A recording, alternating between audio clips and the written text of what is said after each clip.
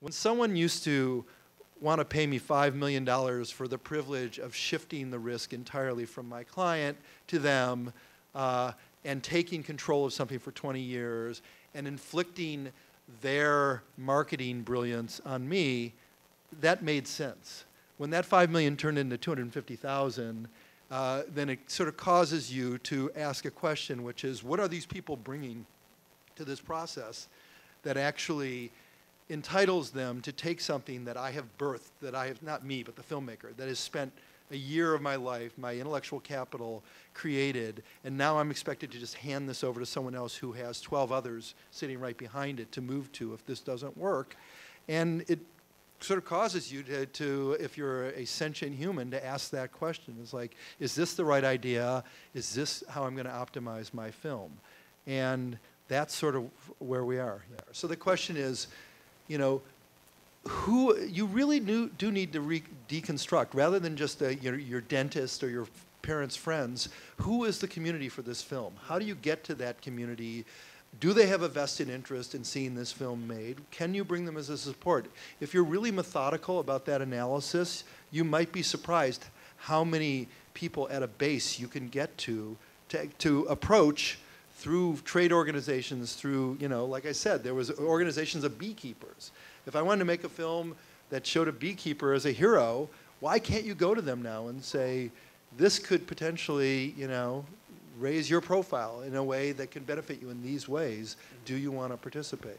We showed Exit Through the Gift Shop, and not only is that a brilliant film, but the way it was premiered at Sundance proved definitively that Banksy, although none of us know who he is, including me, is one of the great self-promoters of modern history.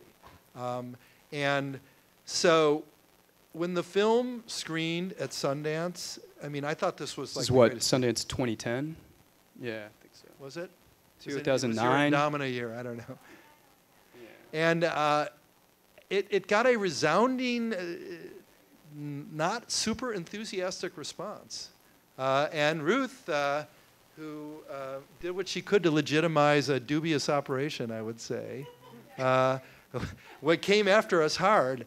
But at the end of the day, I started thinking, you know, I'm in the middle between a guy who won't talk to me, who made this film, but who's a brilliant promoter, who's my client, who not only won't talk to me, but is a complete control freak and a marketing genius.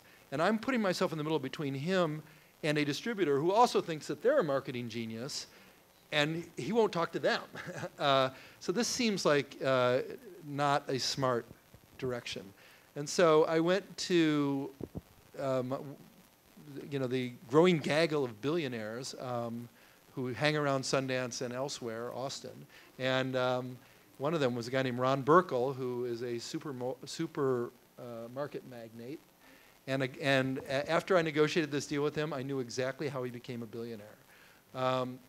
And said to him, do you collect Banksy? Because he had been at the party for the film. He goes, yeah. I said, well, will you put up the P&A if we partner with Banksy and decide to release the film?